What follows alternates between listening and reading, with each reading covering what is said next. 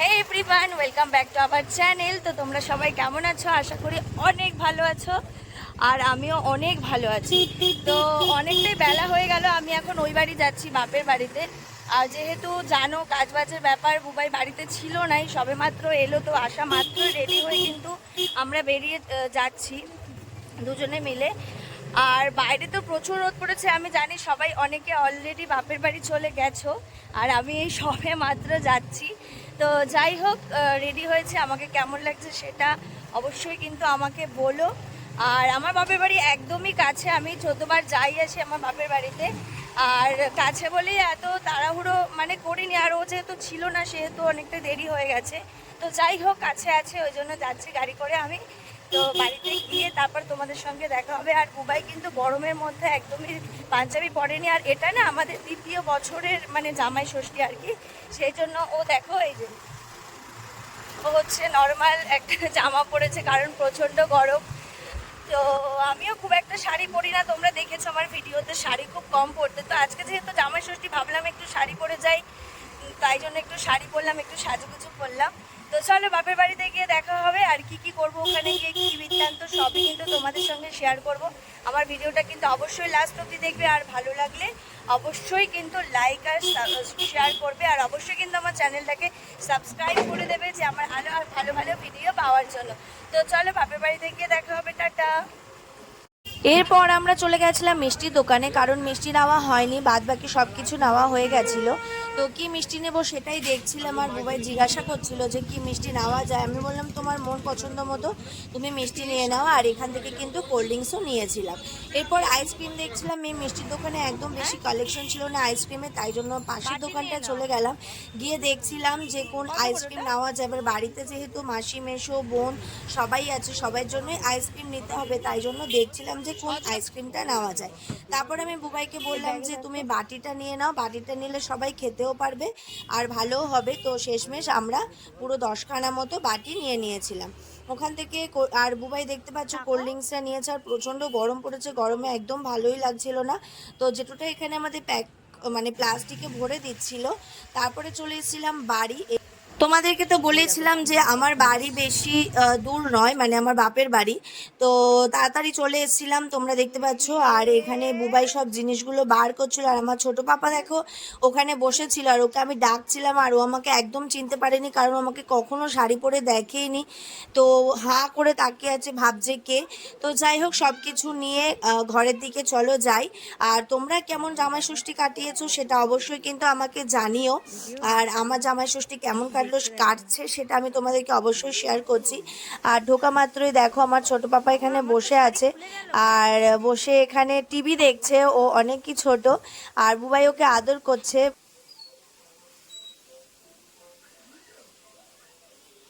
দেখেছো মিমিকে দেখে হাসবে।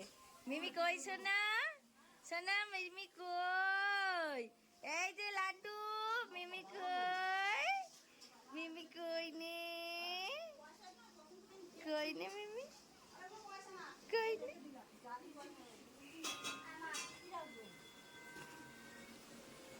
মাসিরা আসেনি এখনো? বাবা আমাকে তো সকালে ফোন করে বললে আমার রেডি হয়ে গেছে। ওটা মাকে কেন দিচ্ছ? মায়ের গিফটটা যেহেতু অনলাইনে অর্ডার দেওয়া আছে, সেই জন্য আমরা সেদিনকে দিতে পারিনি, তাই বাবার গিফটটাই মায়ের হাতে বুবাই দিল, আর বললো এটা বাবার জন্য। আর একে একে বুবাই কিন্তু যা যা কিনেছিল তার শাশুড়ি মায়ের জন্য, শ্বশুরের জন্য, সবই মাকে দিচ্ছিল। আর মায়ের মুখের রিয়াকশনটা দেখো, মা বলছিল এত কিছু আনার কি দরকার। আর আমাদের ছোট পাপাকে দেখো বারবার ঘুরে ঘুরে দেখছে, আর বুবাইকে দেখছে বিশেষ করে, কারণ ও তো খুব কম যায়, ওকে খুব একটা চেনে না। আর এই দেখো আমার সাথে কথা বলছে, আর ওকে আমি মানে আদর করছে।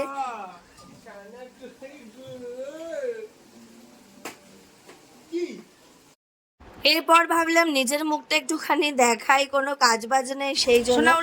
আর এখানে আমাদের ছোট পাপাকে দেখো ঠাকুর ঘরে গিয়ে কি করছে, এটা উলুলু করে দাও। গোপালকে হামি দিয়ে দাও তো, গোপালকে হামি দিয়ে দাও, আমি ধরে আছি।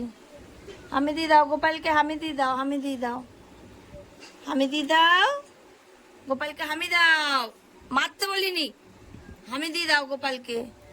চলে আসো, ওই দেখো হামি দিচ্ছে, হামি দিয়ে দাও। ও বাবা এটা দিতে হবে, ধরতে হবে না, হামি দাও গোপালকে না। এরপর আমি বসে গেছিলাম ফল কাটতে, কারণ মা সবাই রান্না করছিল, তো মা বললো একটু ফলগুলোকে কেটে দে। তো সেই জন্য আমি ফলগুলোকে কাটছিলাম বসে বসে। আর যা যা ফল নিয়ে গেছিলো, আম, লিচু, পেয়ারা, সবই বসে বসে কাটছিলাম। আর সব থেকে মজা হয়েছে, আমাদের বাড়িতেই কাঁঠাল গাছ আছে, কিন্তু কাঁঠালটা বাবা পাড়তে ভুলে গেছিলো, ওই জন্য কাঁঠালটা পাকেনি, সেই জন্য আর কাঁঠালটা ভাঙাও হয়নি। তো এখানে দেখো সুন্দর করে মা কিন্তু সাজিয়ে দিয়েছিল বুবাইকে। আর বুবাই এখানে পাঞ্জাবি তো পরেনি, তোমরা সবাই প্রথমেই দেখলে। তো এখানে দেখো সুন্দর করে সাজিয়ে দিয়েছে। আর ওকে আমি জিজ্ঞাসা করছিলাম যে শ্বশুরবাড়ি এসে তোমার কেমন লাগছে, শ্বশুরবাড়ি খেতে কেমন, এইসব ওকে বলছিলাম। তারপরে এখানে নিচে নিয়ে বসেছিলাম, যেহেতু অনেকজন খাবো তাই টেবিলে খাওয়া যাবে না, ওই জন্য নিচেই পরিবেশনটা করছিলাম। আমি বুবাই খাওয়ার পরে আমি সবাইকে ভাত বেড়ে দিলাম। এখানে মেসো, বাবা, বোন সবাই মিলে কিন্তু খেতে বসে গেল। আর আমি, মা, মাসি কিন্তু পরে খাবো।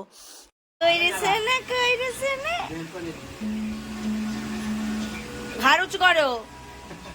আবার এই যে কইরেছে না, এই যে লাড্ডু কইরেছে না, কইরেছে না, কইরে করে করে করে।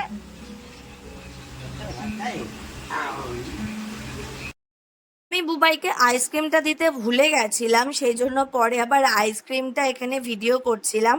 আর বাবার জন্য যে জুতোটা এনেছিলাম সিলেদার্স থেকে, সেটা বাবাকে বলছিলাম পরে দেখো তোমার পায়ের সাইজটা ঠিক আছে কিনা, কারণ আন্দাজ করে নিয়ে এসেছি। তাও আমি বোনকে ফোন করেছিলাম যে বাবা কত সাইজের জুতো পরে একটুখানি তুই বল আমাকে, তো আমাকে বলে দিয়েছিল, তাও আমি আন্দাজ করে এনেছিলাম। বাবার খুবই পছন্দ হয়েছিল।